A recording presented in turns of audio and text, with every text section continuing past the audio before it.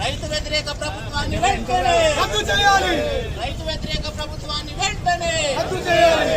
రైతు వ్యతిరేక ప్రభుత్వాన్ని వెంటనే రద్దు చేయాలి. రైతు వ్యతిరేక ప్రభుత్వాన్ని వెంటనే రద్దు చేయాలి. Down down down down down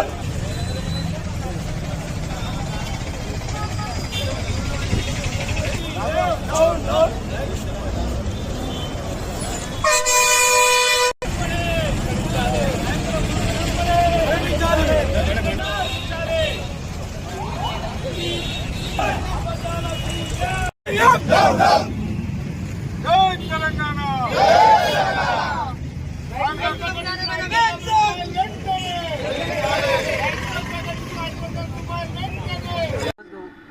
BRS party అధినేత అయిన కేసీఆర్ గారి ఆధ్వర్యంలో రాష్ట్రం మొత్తంలో రైతులకు జరుగుతున్న అన్యాయాన్ని, వాళ్ళకి చేస్తున్న మోసాన్ని ప్రజల్లోకి తీసుకెళ్లడానికి ఈరోజు ప్రతి కాన్స్టిట్యున్సీ నుండి రైతుల పక్షాన మేమందరము ధర్నా చేయడానికి ఇక్కడికి వచ్చాము.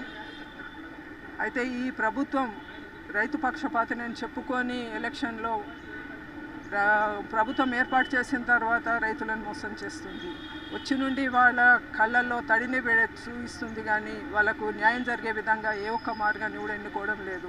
నిన్న మొన్నటి వరకు రైతు బంధు 5 ఎకరాలకు ఇచ్చానని చెప్పిండ్రు, కానీ 3 ఎకరాల మట్టుకే రైతు బంధు ఇచ్చిండ్రు. కానీ బయట చెప్పడం మాత్రం 5 ఎకరాలు ఇచ్చినామన్నారు. అది మొన్న ఎలక్షన్ల ముందు మొన్న 1 మంత్ ముందు 5 ఎకరాల వారికి వేసిండ్రు.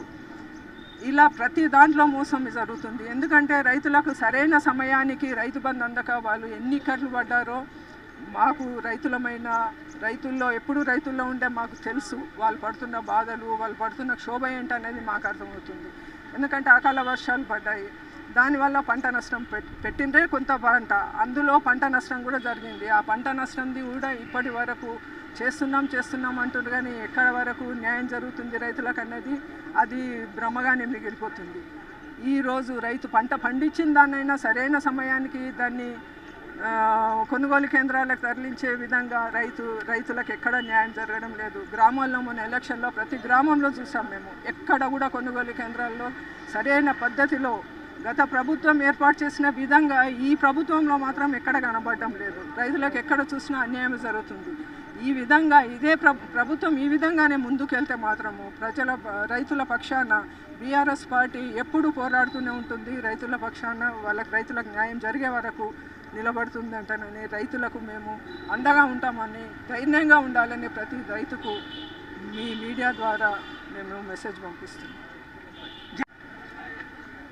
రాష్ట్ర బీఆర్ఎస్ పార్టీ అధినేత కేసీఆర్ గారి పిలుపు మేరకు ఏదైతే రాష్ట్రంలో కొత్తగా ఏర్పడినటువంటి కాంగ్రెస్ పార్టీ ప్రభుత్వం, రేవంత్ రెడ్డి గారి ప్రభుత్వం ఎన్నికల కంటే ముందు ఇచ్చినటువంటి హామీలు ఒక్కొక్కటిగా తుంగలో తొక్కుతున్న విషయంలో ప్రధానంగా రైతులకు ఎన్నికల కంటే ముందు దొడ్డోడ్లు, సన్నోడ్లు, మక్కలు ఏవి పండించినా క్వింటాల్కు 500 బోనస్ ఇస్తా అని చెప్పి నిన్న ఎన్నికలు అయిపోగానే నిన్ననే సమీక్ష పెట్టి నేను రైతు కార్పొరేషన్ ఏర్పాటు చేస్తా అని చెప్పి మరి సన్న వడ్లకు మాత్రమే నేను 500 ఇస్తా అని చెప్పి ఏదైతే ప్రకటించిందో దానికి నిరసనగా ఎన్నికల హామీలు తుంగలో తొక్కుతున్న సందర్భంగా బీఆర్ఎస్ పార్టీ రైతుల పక్షాన ఈరోజు రాష్ట్రంలో అన్ని నియోజకవర్గ కేంద్రాల్లో నిరసన కార్యక్రమాలు చెప్తా ఉన్నాం.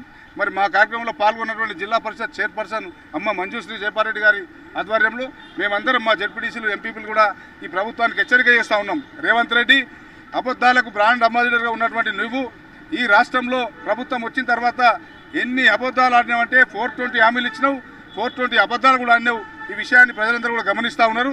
మరి తప్పకుండా రాబో ఎన్నికల్లో, నిన్న ఎన్నికలు అయిపోయినాయని అనుకుంటా ఉన్నావు నువ్వు, రాబో స్థానిక సంస్థల ఎన్నికల్లో గ్రామీణ ప్రాంతాల్లో ఉండే రైతులందరూ కూడా నీ పార్టీకి జెడ్పీటీసీ, ఎంపీపీ, సర్పంచ్ ఎన్నికల్లో బుద్ధి చెప్తారు.